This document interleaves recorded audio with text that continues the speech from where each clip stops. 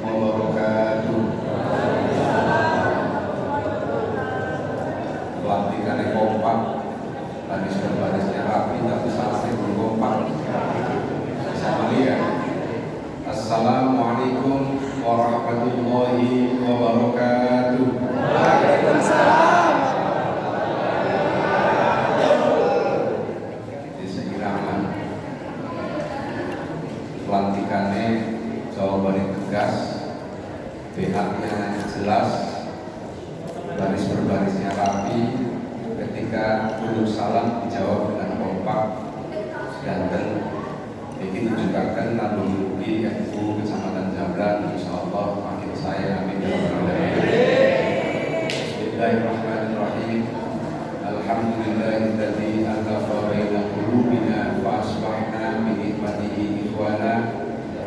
Allahumma shalli ala habibina wa syafiina wa karimina wa qudwatina sayyidina Muhammadin sallallahu alaihi wasallam wa ala alihi wa sahbihi wa man tabi'ahum ila yaumil qiyamah. Rabbana atina min ladunka rahmah wa hayyi lana min amrina rasyada. Amma ba'du.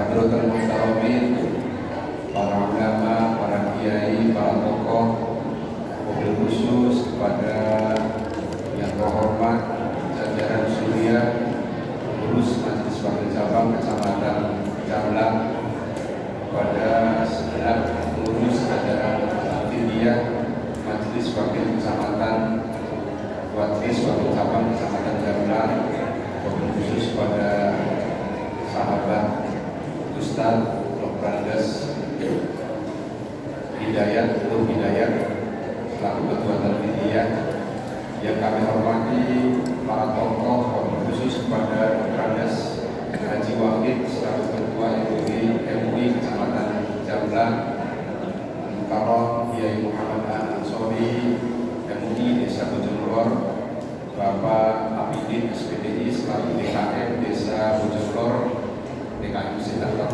Taufik, Bapak Haji Zainuddin selaku sesepuh Desa Bojonglor, serta kepada yang terhormat PJ Tugu Bojonglor, ini ayahandanya orang yang berkhidmat buat di Nahdlatul Ulama, kepada beliau sahabat Saifuddin Haryono selaku PJ Tugu Bojonglor, serta yang kami hormati seluruh pengurus ranting baik dari jajaran Surya maupun Alfidiyah yang alhamdulillah tadi baru saja selesai dilantik. Yang kami hormati dan kami banggakan keluarga besar atau ulama, yang kami hormati para pengurus muslimat, pengurus Fatayat, pengurus Ansor, Barisan Ansor atau Banser, Ibnu, IPPNU, ISNU dan seluruh keluarga besar Nahdlatul Ulama Kecamatan Jamblan dan hadir di majelis yang insyaallah mubarak ini. Pertama, atas nama pengurus cabang mengaturkan selamat kepada seluruh jajaran pengurus ranting se-Kecamatan Jamblan yang baru saja dilantik di NU ini. Berbeda pelantikannya dengan seperti Pak Sabrudin Mas Ari, ya, namanya Mas Ari kalau saya panggil Ari. Pelantikan di tingkat NU ini berbeda dengan pelantikan seperti pejabat-pejabat yang ada di desa, pejabat di kecamatan, pejabat di kabupaten maupun pejabat di level nasional. Jika di Nahdlatul Ulama ketika SK sudah diterbitkan, kemudian pelantikan dan kemudian didengar, maka di Nahdlatul Ulama ini sesungguhnya adalah amanah yang sangat luar biasa. Pertama, tidak sama SKNU dengan SKU, tidak sama SKNU dengan SK Bupati, tidak sama SKNU dengan SK Camat. Tidak samanya di mana? Kalau SK Camat, SK Kubu, SK Bupati sudah dipastikan ketika SK itu terbit, maka setiap bulannya pasti akan menerima honor, menerima gaji, dan menerima insentif. Di Nahdlatul Ulama kami tegaskan SK ini adalah cek kosong. SK ini adalah kertas kosong yang isinya adalah pertanggungjawaban kita langsung kepada Allah Subhanahu wa Ta'ala. Tidak ada yang bisa kita jawab kecuali pertanggungjawaban kita kepada Allah Subhanahu wa Ta'ala. Maka di Nahdlatul Ulama itu kami tegaskan la gajian, tidak ada gaji.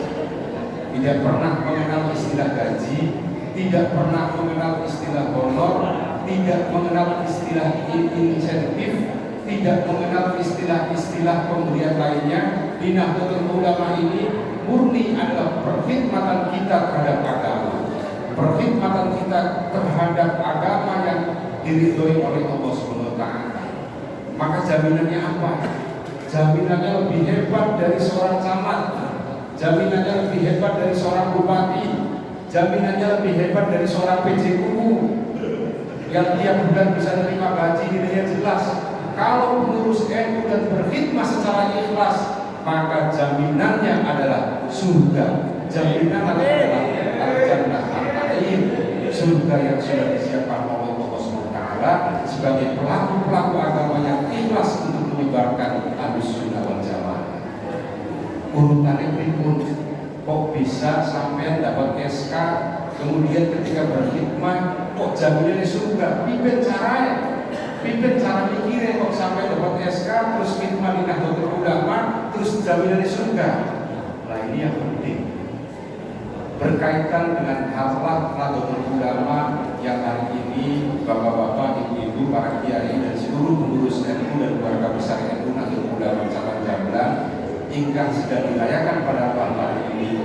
Nahdlatul Ulama ini adalah organisasi sosial keagamaan, jamiyah, diniyah, ijtimaiyah. Jelas NU ini adalah organisasi.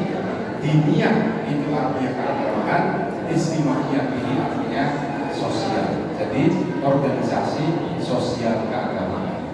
Nahdlatul Ulama secara resmi didirikan oleh Habib Syekh dan para kiai bertepatan dengan tanggal 31 Januari 1926, atau kalau kita hitung sekarang ini yaitu pada tanggal 31 Januari kemarin tahun 2021, maka Nahdlatul Ulama genap berusia 95 tahun. Tetapi nanti pada tanggal 28 Februari bertepatan dengan 16 Rajab, karena Nahdlatul Ulama pada waktu didirikan ini bertepatan dengan 16 Rajab 1330 Hijriah, maka Nahdlatul Ulama nanti pada 16 Rajab yang akan datang ini genap berusia 98 tahun. Sudah usianya sangat sepuh, usianya sudah sangat tua, usianya sudah sangat matang. Tetapi pertanyaan kita semua, kenapa Nahdlatul Ulama kok semakin usianya matang, semakin usianya kuat, semakin usianya panjang, kok tidak seperti manusia, usia makin tua, makin loyo, makin lempo, makin bisa apa-apa. Tapi Nahdlatul Ulama makin usianya matang, justru menunjukkan kebesaran Nahdlatul Ulama. Hari ini Nahdlatul Ulama tidak saja ada di bumi Jawa, tetapi Nahdlatul Ulama sudah memiliki pengurus sampai tingkat kecamatan di seluruh Indonesia. Bahkan Nahdlatul Ulama sudah ada di negara-negara yang lain dan bahkan di negara-negara dunia ini. Ini kebesaran dari Nahdlatul Ulama. Bahkan di Afghanistan, di negara-negara yang cenderung konflik keagamaan tinggi, di sana ulama-ulamanya belajar dengan ulama-ulama yang ada di Nahdlatul Ulama di Indonesia.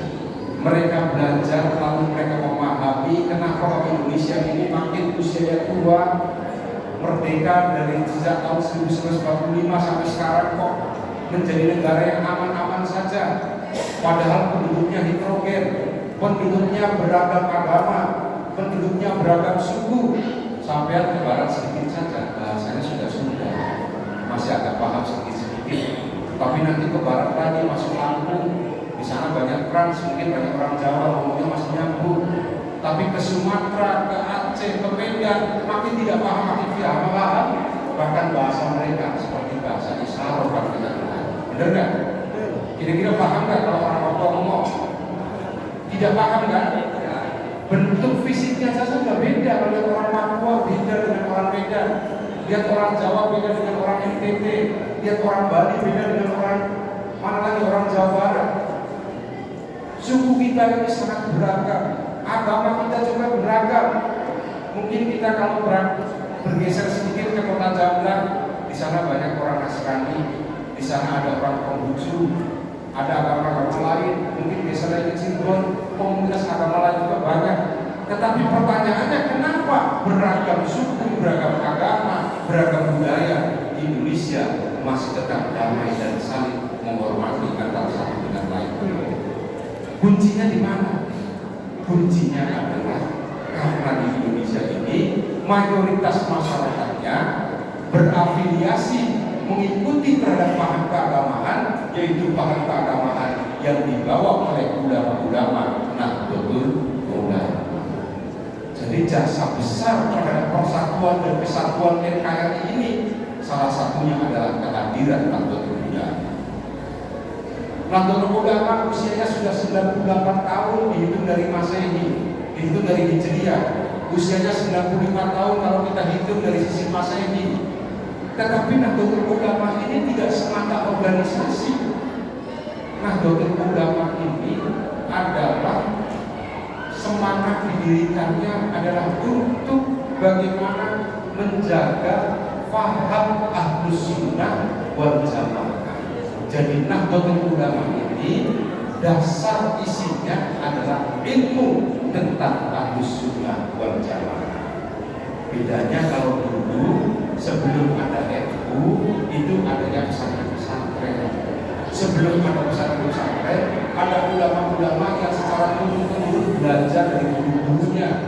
Guru-gurunya belajar kepada guru-gurunya lagi, belajar ke guru-gurunya lagi, sampai nyambung kepada Rasulullah SAW. Jadi kalau ditanya sampai ngaji di mana, saya ngajinya di Kempek. Belajar fikihnya di mana, belajar tasawufnya di mana, belajar fikih, belajar tasawuf, belajar akhlaknya, belajar teologinya, belajar tauhidnya di mana. Saya di pesantren Kempek, saya di pesantren Babakan, saya di pesantren Buntet, saya di pesantren Boyo. Tanyakan kiai-kiainya. Mereka menjadi guru kita, kita tanyakan guru kita belajar dari mana. Pasti mereka bisa jawab. Guru saya belajar dari pesantren Boyo. Guru saya belajar dari pesantren Sahabat. Guru saya belajar dari pesantren Masuk. Ditanya lagi gurunya belajar dari mana? Terus nyambung sampai Rasulullah SAW. Anak bukti, anak kitab, anak kitab asanid, kitab-kitab sanad, sampai ngaji kitab Ihya, anak sanadnya sampai Imam Ghazali, sampai belajar kitab fikih yang lainnya, sampai sanadnya kepada pengarangnya, pengarangnya belajar sama siapa, sampai kepada Rasulullah SAW. Maka Nahdlatul Ulama ini sebenarnya tidak semata organisasi, tetapi Nahdlatul Ulama ini adalah ilmu. Nahdlatul Ulama ini adalah petunjuk. Nahdlatul Ulama ini adalah pengetahuan yang mengarahkan bagaimana pengetahuan kita ini kita praktekkan untuk kehidupan sehari-hari kita, sehingga tujuan kehidupan kita di dunia ini betul-betul kehidupan yang baik dan tentu untuk bekal kehidupan yang baik di akhirat nanti. Maka Nahdlatul Ulama sepindah kali sanes organisasi seperti FPI, sanes organisasi seperti Pemuda Pancasila. Jangan disamakan bangsa sama Pemuda Pancasila, beda. Pemuda Pancasila ditanya visinya apa, tidak jelas. Paling-paling NKRI. Tapi kalau bangsa ditanya, pasti mereka akan bilang, saya adalah pengawal kiai yang mengawal gerakan keagamaan Ahlus Sunnah wal Jamaah. Bedanya itu. Jadi bangsa ini dari ketika ditanya sampai siapa, saya adalah pembela kiai, maka sama dengan berkhidmat terhadap kiai. Kalau berkhidmat terhadap kiai sama dengan berkhidmat setelah ilmu. Kalau berkhidmat setelah ilmu, maka sama dengan berkhidmat terhadap kepentingan akhirat, berkhidmat untuk kepentingan kehidupan kita di akhirat. Jadi kuncinya di sana. Kenapa Nahdlatul Ulama berbeda dengan organisasi lain? Jawabannya tadi, Nah, Nahdlatul Ulama didirikan oleh Hadratus Syekh Basim Asy'ari. Waktu itu karena ada gejolak yang luar biasa. Hadratus Syekh itu dalam kitab Risalah Ahlussunnah wal Jamaah menjelaskan bahwa dulu sebelum tahun 1330 Hijriah, masyarakat Indonesia ini ada macam masyarakat kiai-kiainya, tokoh-tokoh agamanya sama semua pandangannya.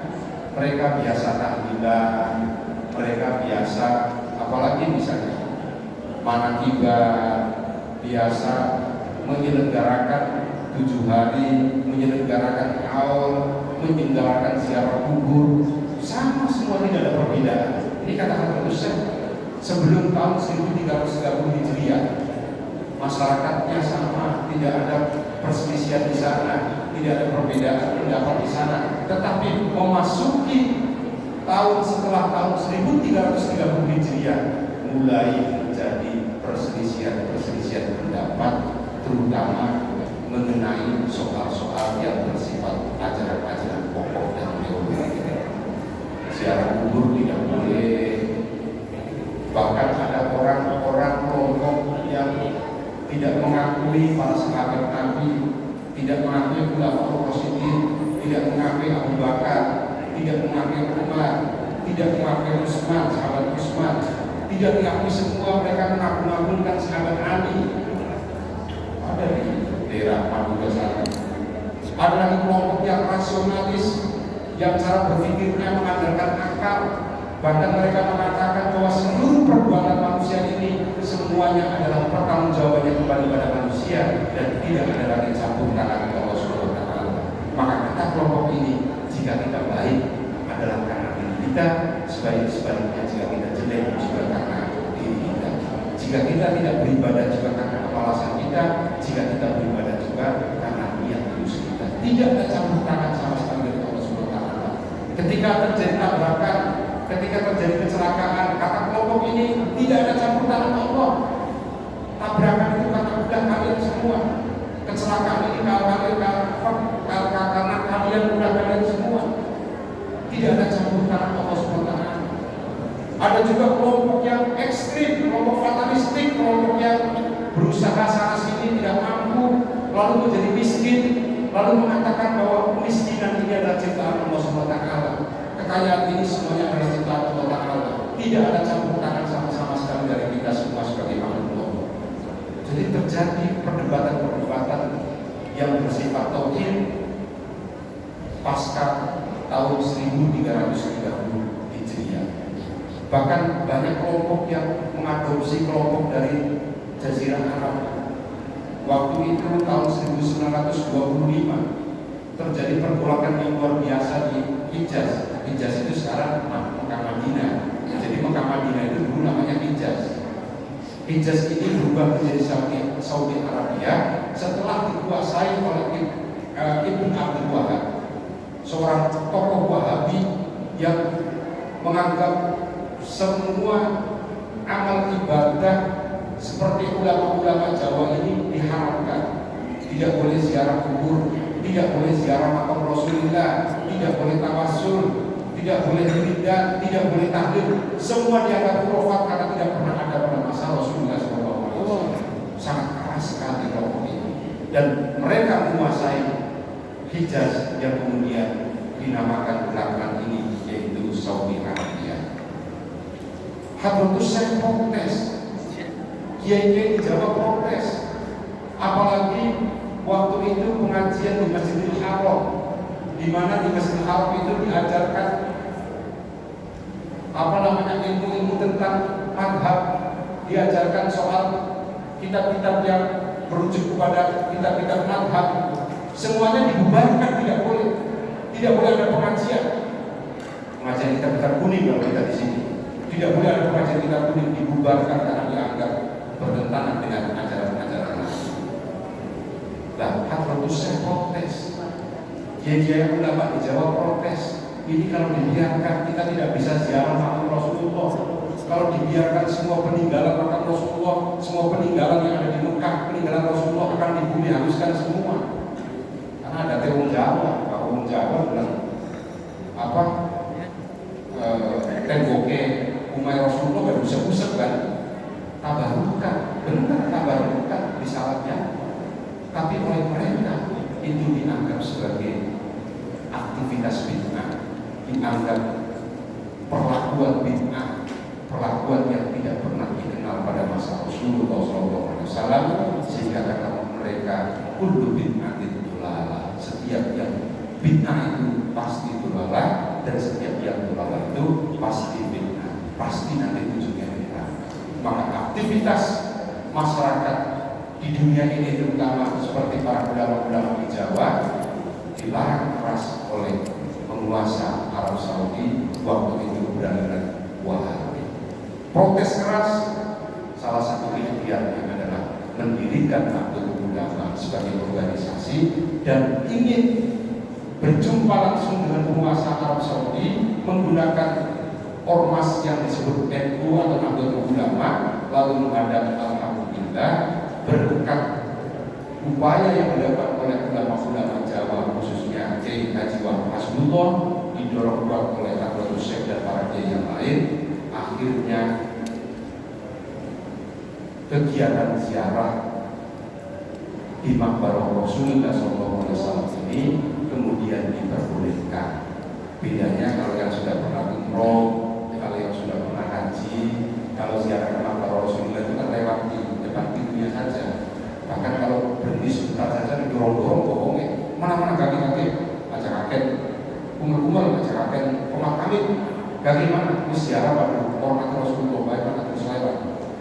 Wong Jawa ya dibuat sekarang ziarah ya, minimal macam doa, minimal tabarukan, minimal tawasulan karena Nabi.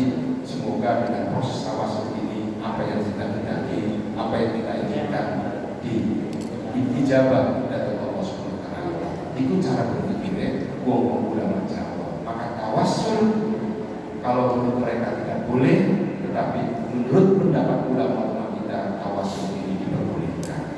Lah kenapa kok terjadi banyak perbedaan pandangan soal keagamaan? Bisa memang pandangannya Wahabi, ada lagi pandangannya Syiah, ada lagi pandangannya Jabariyah, ada lagi pandangannya Qadariyah, ada lagi pandangan-pandangan lain yang bertentangan dengan pandangan Ahlussunnah wal Jamaah. Ini sudah ditegaskan oleh Rasulullah SAW. Kata Rasul, kelak umatku akan terpecah belah menjadi 73 golongan. Ini awas, Rasulullah sudah tahu bahwa Rasulullah cerita wong Yahudi itu sejak diturunkannya Nabi, orang-orang Yahudi sampai dengan berakhirnya masa kejayaan Yahudi, itu kata Rasulullah umatnya terpecah belah menjadi 71 golongan. Ulama-ulama Nasrani, kita sebut ulama-ulama yang kelompok Nasrani, kata Rasulullah sejak diturunkan Nabi Isa sampai dengan kemudian diturunkan nubuah kepada Rasulullah SAW, kata Nabi umatnya Nabi Isa itu terpecah menjadi 72 golongan. Ya setelah terakhir ya begini, benar tak beli kan? Dia macam-macam. Dia Nasrani itu ada Protestan, ada Katolik, macam-macam sebenarnya. Ibadahnya beda-beda. Kalau kawan-kawan saya orang Nasrani, saya tanya bagaimana kelompok di Nasrani, jawabnya banyak sekali kan. Cara ibadahnya juga beda-beda. Kelompok Nasrani kata Rasulullah terpecah belah menjadi 72 golongan. Dan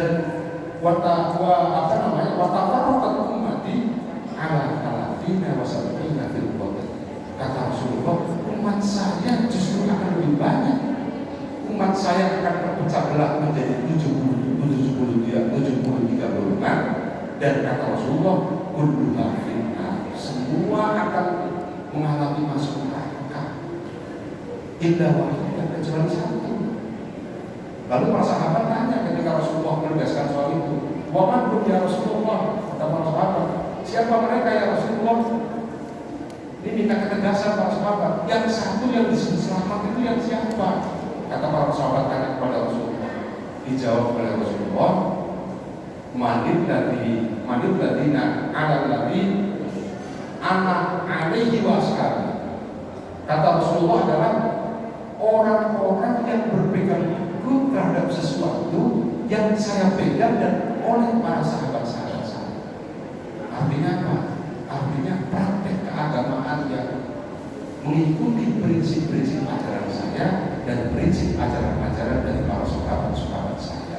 Itulah yang disebut dengan firqah najiyah atau al-firqah an-najiyah, kelompok yang akan selamat, yang tadi disebutkan oleh Rasulullah. Umatnya Rasulullah akan terpecah menjadi 73 golongan. Satu yang selamat yaitu orang-orang yang akan mengikuti prinsip-prinsip keagamaan yang diajarkan oleh Rasulullah SAW dan para sahabat. Nah, mulai penafsirannya mana ada di washabi itu siapa? Kan saya mulai begini. Dari wong si air mana ada itu kayak kita ya. Dari wong Mu'tazilah ya kayak kita. Dari wong Wahabi ada wong Ahlus Sunnah wal Jamaah. Bahkan di dunia istilah Ahlus Sunnah wal Jamaah ini selalu di apa istilahnya itu? Selalu dikaitkan lawannya Ahlus Sunnah wal Jamaah itu adalah Syi'i atau Syiah. Jadi Ahlus Sunnah wal Jamaah kalau Syiah pun sing berlaku di dunia, sing berlaku di Arab, sing berlaku di Mesir, sing berlaku di Syria, sing dimaksud Ahlus Sunnah wal Jamaah itu ya lawannya Ahlus Sunnah wal Jamaah adalah Syiah. Padahal kenyataannya bukan begitu. Kenyataannya yang dimaksud Ahlus Sunnah wal Jamaah itu bukan hanya berlawanan dengan Syiah, tetapi yang paling terpenting adalah munculnya Ahlus Sunnah wal Jamaah adalah salah satu pengetahuan yang melawan. Salah satunya adalah teori Mu'tazilah, teori yang mengatakan bahwa kekuasaan itu hanya ada pada makhluk Allah, pada makhluknya. Jadi seluruh sesuatu ini kembali kepada makhluknya. Musa besar ini kata kelompok Mu'tazilah tidak kafir juga tidak muslim, tapi manzilah bainal manzilatain. Orang dosa besar itu kata kelompok Mu'tazilah, dia berdiri bukan di posisi kafir, juga bukan berdiri di posisi muslim, tetapi berdiri bainal manzilatain. Kalau meninggal dalam kondisi tobat, maka dia masuk surga. Tapi kalau dia meninggal dalam kondisi masih melakukan dosa besar dan tidak bertobat, kata Mu'tazilah, dia akan masuk neraka selamanya seperti orang-orang kafir. Bedanya kalau siksanya orang kafir ini lebih berat, dibentuknya kalau waktu sing beratnya 5 kilo, tapi kalau Mu'tazilah atau orang-orang yang melakukan dosa besar ini tetap disiksa di dalam neraka, tapi dibentuk kalau waktu sing beratnya cuma 20 kilo. Lu cara berpikir Mu'tazilah. Nah, muncul kelompok Ahlus Sunnah wal Jamaah. Ahlus Sunnah wal Jamaah ini wakilah dalam satu pendapat yang itu disebutkan pendapat mayoritas. Ahlus Sunnah wal Jamaah itu ya kelompok gerbongnya Hasan al-Basri. Kelompok gerbongnya kalau dalam ilmu tauhid itu Abu Hasan al-Asy'ari atau Abu Mansur al-Maturidi. Kalau mengikuti gerbongnya fikih, pengetahuan soal fikih, halal-haram, perkara-perkara yang sifatnya furu'iyah, itu mengikuti pendapat empat mazhab, mazhab Syafi'i, mazhab Maliki, mazhab Hambali, mazhab Hanafi. Mulanya saya kaget ngomong sing anu kan, ngomong sing cingkrang kan sebenarnya ya mazhab Bandung di beda mazhab baik.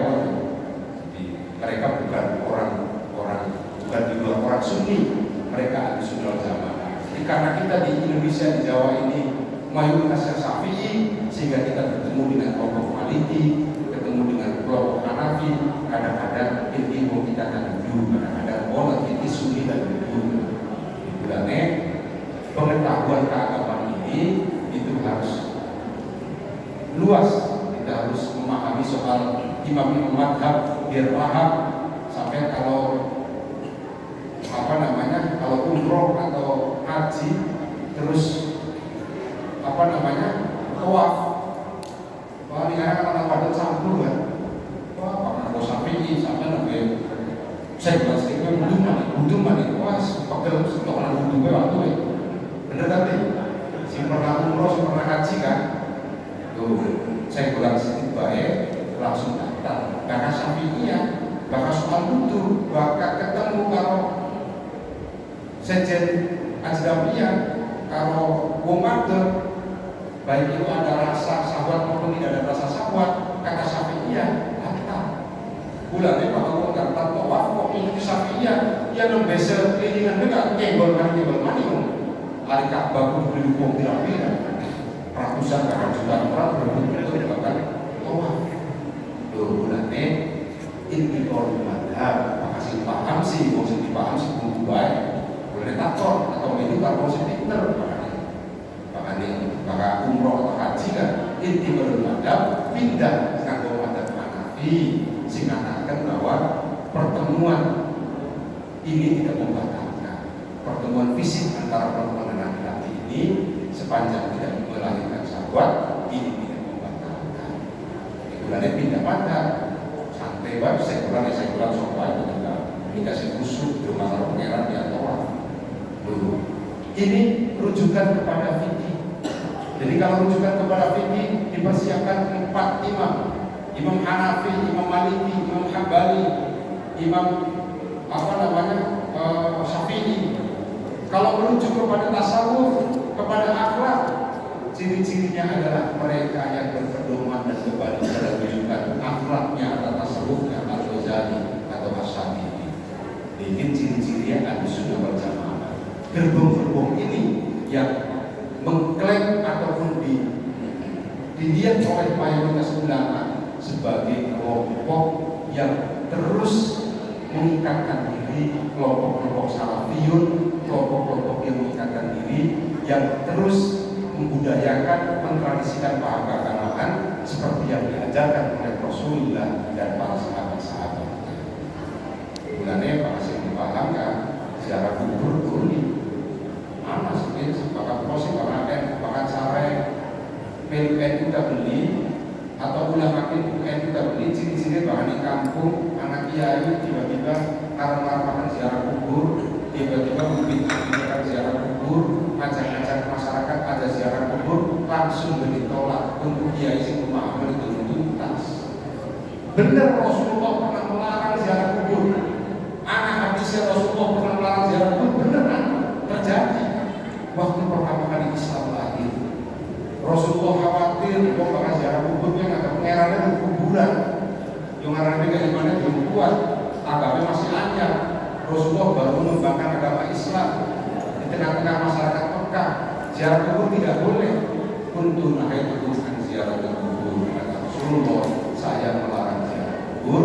Tetapi kemudian ketika Islam sudah berkembang, keyakinan masyarakat sudah yakin terhadap Islam, ketauhidannya sudah menjadi mapan.